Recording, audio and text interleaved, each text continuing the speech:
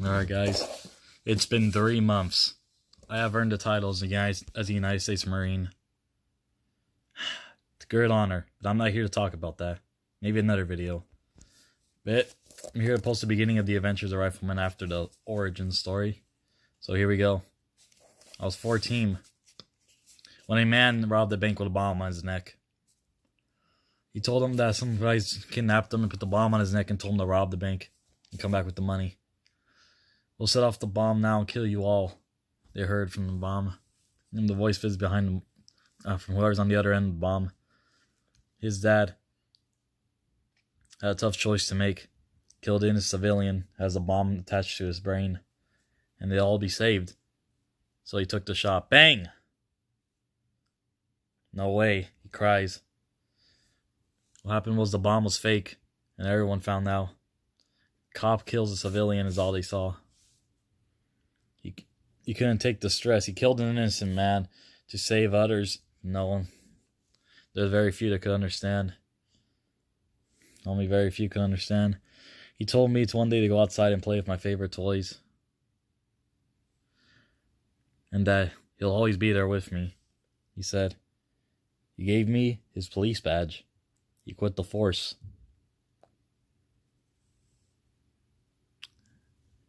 And well, as the young little Robert was outside, here's a gunshot. Bang!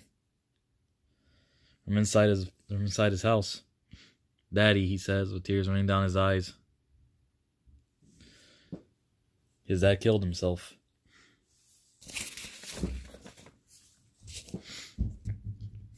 He lives in a time of war. A world-ending war. Boom, boom. Already half the human race has already died. And well, the whole world needs supplies and soldiers so they can keep their people alive. So him and the other civilians were hiding away from those who take them and force them to fight. And they were found hiding like the rest of the innocent people who didn't want to fight in this cold-blooded war. And they just took them all children, to train as a really young age. Now this isn't America's army. This is like their own rebellion, just grabbing their own people to fight off and everything. Just a fight for themselves, pretty much. So I don't think that America would do this. America would not. No, don't worry about it. All the kids, they sent them to train. It was horrible. I thought it would never end. Bang, bang, bang. As he fires gunshots to the floor near them as they do the obstacle courses to scare them, get them used to the reactions of the war and everything. If I just wanted to quit, I just wanted to go away, and sometimes he even just wanted to end up like his dad, and thought that maybe he should just take his own life and he could escape this. I told myself the pain would never end, and I'd be here forever going through this. But then one day he came. Boom! Some soldiers, and just came out of nowhere. Just blew up this wall.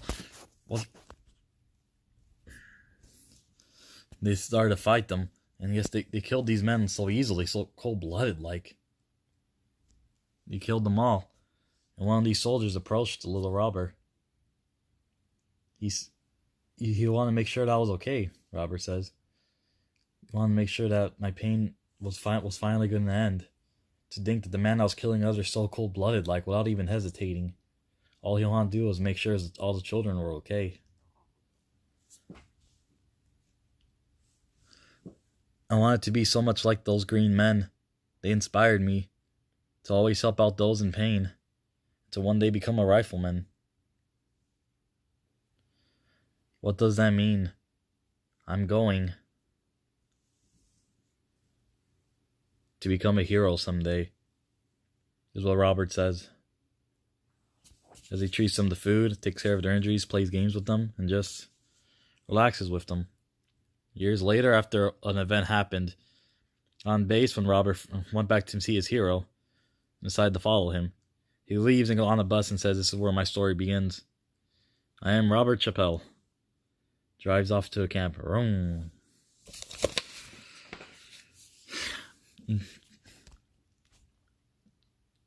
We head to their Charlie base, into a church. It's 11:44 in the morning. Ah, you're back, my child. Irons, how are you? This big man walks up to him and says, "Yes, father. I have more to confess." Irons, you have no need to confess more killing. Then why do I feel like this? It's normal. Then why do others smile when they think about it?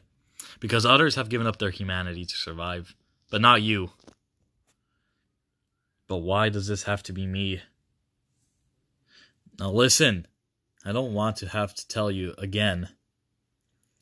You are not this evil man. You are not this evil man for hurting others. What you do is for our home. What you do is for our home. What's really hurting you?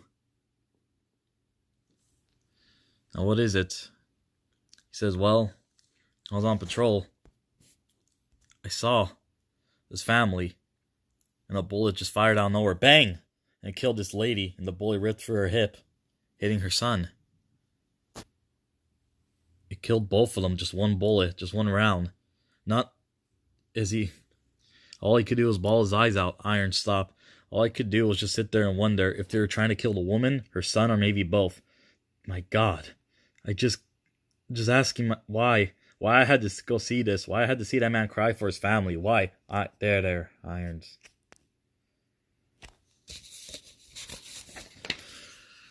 Back with Robert, he says, I'm going to be a hero. I'm going to be just like my hero, John Irons. Shut up, the other recruit crying says. I will be strong and tough. Ow! As he starts shaving off all of his hair. Stand up, sit down, stand up, sit down, stand up, sit down, as he meets the man in charge of the camp. If I toss any of your materials or any of your stuff on the floor, it is trash. Do I make myself clear? Aye, aye, sir.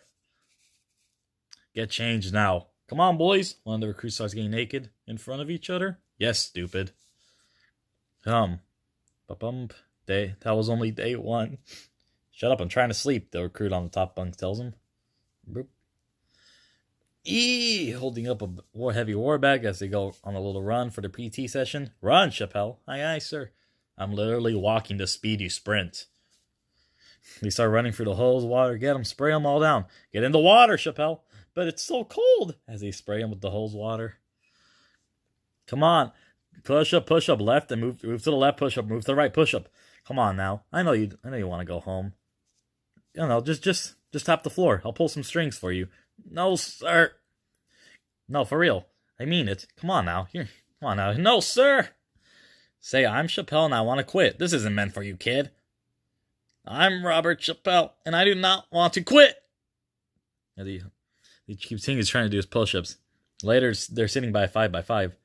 Little Robert sits there scared, thinking, this was only the first week of, we have 7 more. And we were going to meet our drill instructors today. Oh, man, those guys were nowhere near as mean as what these guys are going to be. Oh. Can I really do this on G's?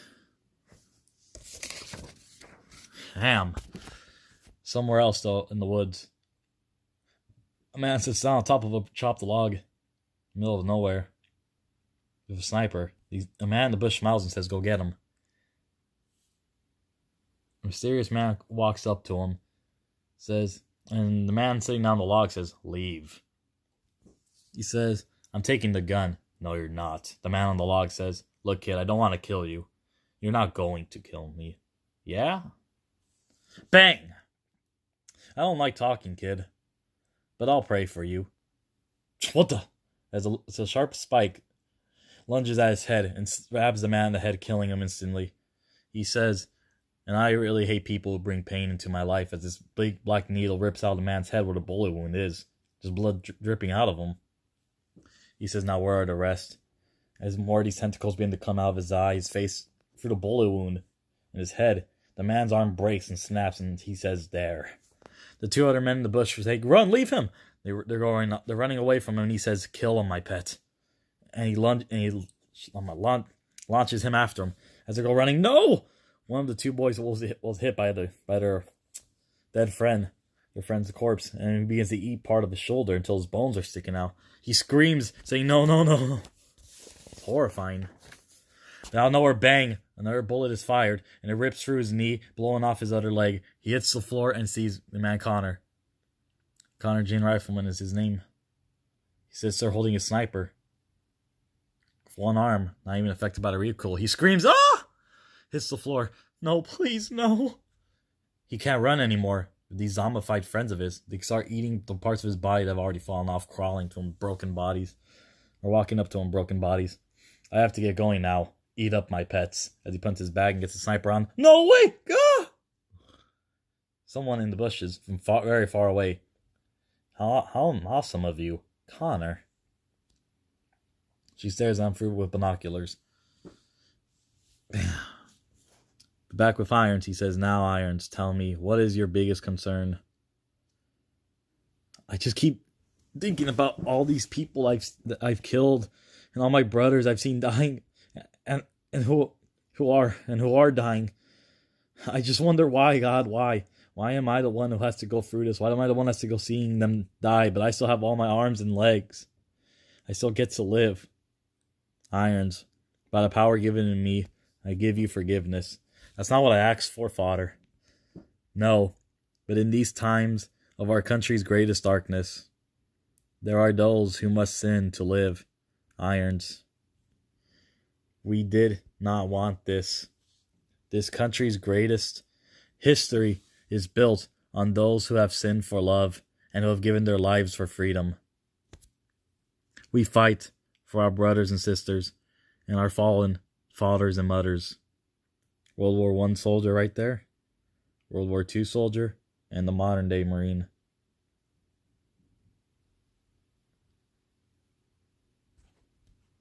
Now, it's hard to tell.